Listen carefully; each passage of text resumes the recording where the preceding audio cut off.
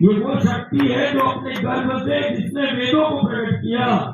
ये वो शक्ति है जो अपने गर्भ में शिवलिंग का निर्माण करती है। शिवलिंग क्या है? शिव शक्ति का प्रतीक है। महादेव के स्वरूप का पूजन नहीं है, प्रतीक का पूजन, शिवलिंग का निर्माण। सत्य को प्रमाण की आवश्यकता नहीं, सत्य प्रत्यक्ष है। ये वो आदि शक्ति भगवती जहां एक तरफ वो वेदों को प्रकट करती है और वेद गर्भा कहलाती है, वही अपने गर्भ में शिवलिंग का निर्माण करती है। और शिवलिंग वो ब्रह्मांड का प्रतीक, वो शिव शक्ति का प्रतीक, वो हमारे अस्तित्व का प्रतीक। दुनिया के लिए वो एक पत्थर होगा, वो शिवलिंग।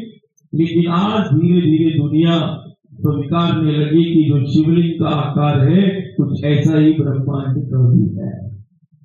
दुनिया स्वीकारने लगी यदि ये शिवलिंग को, पत्थर को यदि पूज रहे हैं और पत्थर को यदि रखकर यदि ये अपने जीवन की बात कर रहे हैं, कुछ तो बात होगी।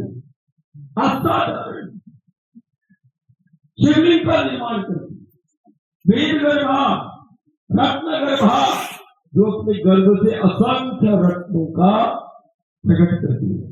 रत्न गर्भा, वेद गर्भा, और ये शिवलिंग का निर्माण देखना। ये आदि शक्ति भगवती मां नर्मदा जो नदी के रूप में हमें दिखाई दे रही, सबको पता है असंख्य शिवलिंग का निर्माण कर चुकी और अभी भी करती चली जा रही है। गर्भ में शिवलिंग का निर्माण करती है और जो इस देवी भगवती मां नर्मदा के पथ पर चलता है,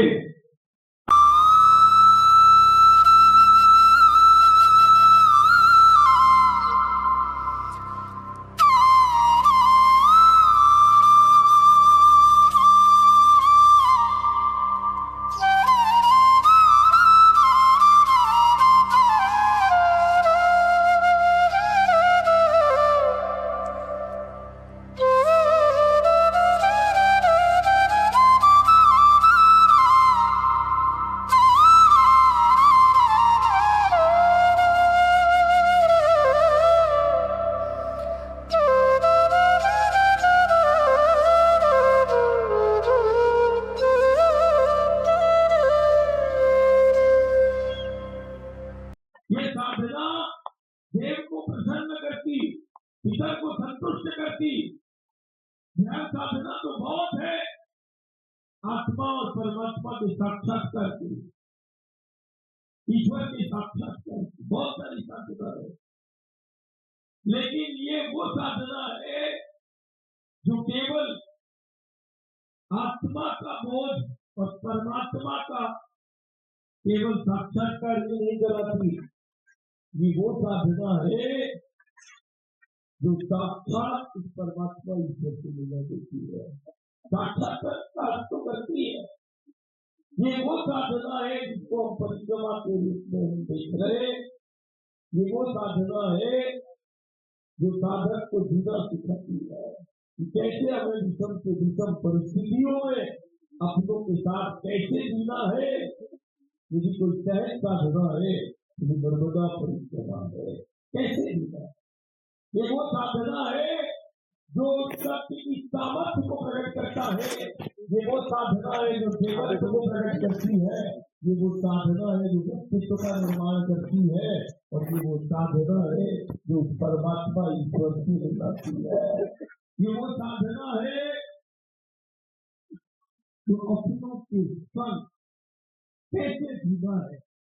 आज देखो अनेक जिले और प्रांत और गांव का भक्त प्रेमी इस समय पर संगम से लेके अमरकंटक तक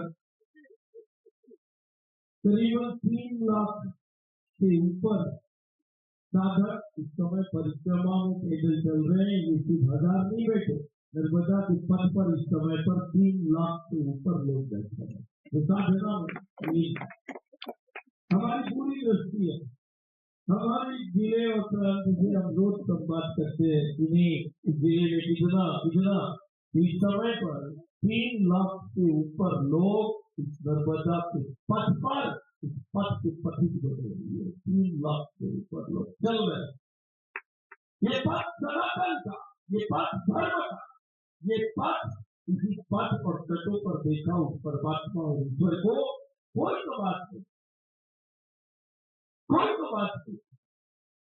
हमारी परंपरा, हमारी मान्यता, और हर साल 4-5 लाख लोग परिक्रमा करते हैं। यदि बाहर का मेला नहीं तो संख्या ज्यादा हो जाती है।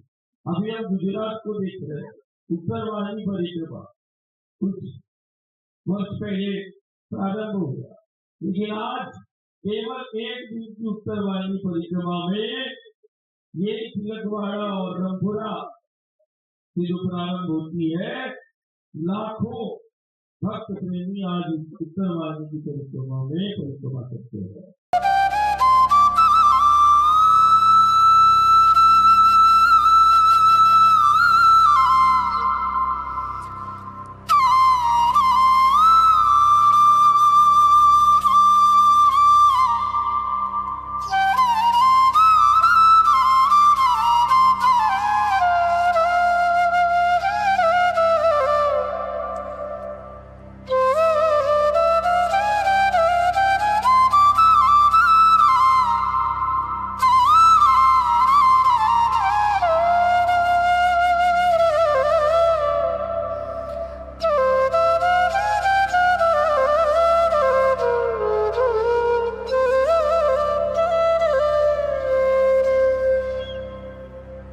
ऐसे महर्षि भृगु की इस तपोभूमि में इस नगर को उन्होंने चुना।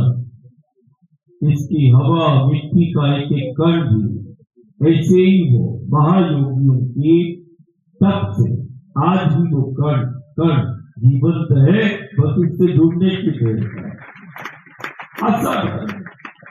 असाधारण ये भरूच दुनिया का केवल एक ऐसा नगर है, तीसरा है ये पूरे विश्व का, पूरा भूमंडल। भरूच एक ऐसा नगर, एक ऐसा तीर्थ है, हमने सुना है यमुना के तट पर कृष्ण का बाल लीला हुआ था, लेकिन देश के अंदर विश्व का एकमात्र ये भरूच ऐसा जिला है जहां शिव ने बाल लीला की है। ये शिव की बाल लीला का केंद्र है, शंकर की बाल लीला, जहां शंकर बालक के रूप में मिलता है और लीला करता है। और लीला यदि हुई है, लीला बोध कराती है, गुरु की हो, गोविंद की हो या शिव शंकर की हो, लीला आज भी हो रही है। और जब जब लीला हुई है, लीला बोध कराती है। लीला मूलाधार शक्तियों का परिचय कराती है, जिससे जीव जगत और ब्रह्मांड का संचालन हो रहा है, या जिससे ये जीव जगत का अस्तित्व है। उन शक्तियों के लिए वो बारंबार आता है। शक्ति जो हमारा अस्तित्व है, शक्ति जो हमारा आधार है, और दुनिया में केवल हम ही है जो शक्ति को हम बाप के रूप में हम पूजते हैं, मानते हैं और आराधना करते हैं, शक्ति आराधना करते हैं। और हम धन्य हैं,